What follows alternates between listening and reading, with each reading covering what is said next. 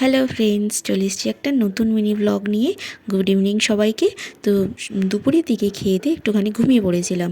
উঠে বরবাবু বলল চলো একটুখানি ঘুরে আসি। তো সেই অনুযায়ী রেডি হয়ে নেওয়া। তো বরবাবু এখানে রেডি হয়ে গেছে, আমিও এখানে রেডি হয়ে গেছি। আর যাওয়া হচ্ছে আমাদের এখানে পাকুড়িয়া সালাসার মন্দিরে।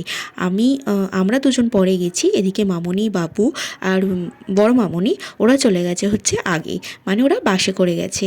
এই যে দেখো চলে এসেছি, ওরাও পৌঁছে গেছে, দাঁড়াতে না দাঁড়াতে ওরাও চলে এসেছে। যে দেখো চলে এসেছি পাকুড়িয়া সালাসার মন্দিরে। মন্দিরটাতে আমরা আগেও এসেছিলাম, কিন্তু এখন দেখছি মন্দিরটা আরও একটুখানি ডেভেলপ করেছে, মানে আরও সুন্দর করে দিয়েছে, আরও চারিদিকে ঘিরে দিয়েছে, এরকম একটা ব্যাপার। তখন বাইরে থেকে মন্দিরের চূড়াটা স্পষ্ট দেখা যেত, কিন্তু এখন আর দেখছি দেখা যাচ্ছে না। আমার বরবাবু গিয়ে জিজ্ঞাসা করলো এটা কি পার্মানেন্ট লাগিয়েছেন? ওরা বললো যে হ্যাঁ পার্মানেন্টই লাগানো হয়েছে গরমের জন্য, কেন কি গরমে ভক্তরা এসে তাদের ভীষণ কষ্ট হয়, মানে লাইন দিয়ে দাঁড়াতে পারে না, এতই নাকি ওখানটা গরম হয়ে যায়, সেই কারণে এই ব্যবস্থা। তো চারিদিকটা দেখো, যতটা তুলে তুলে তোমাদের সঙ্গে শেয়ার করতে পারছি ততটাই আমি করছি। এটা আসলে হচ্ছে একটা হনুমানজির মন্দির।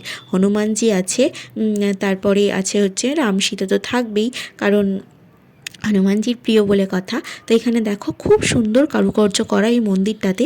ভিতরে কিন্তু ক্যামেরা অ্যালাউ ছিল না, আমি যতটা পেরেছি ততটাই তোমাদের সঙ্গে বাইরে থেকে শেয়ার করেছি।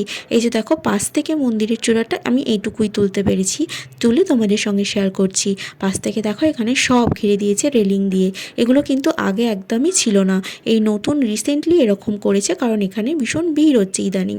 তারপরে পাশ দিয়ে গিয়ে এখানে আর একটা মন্দির চলে এসেছিলাম আমি, হচ্ছে অন্নপূর্ণা মন্দিরে। সেখান থেকে বেরিয়েই অন্নপূর্ণা মন্দিরে এসে একটুখানি বসে তারপর বাড়ি চলে এসেছিলাম।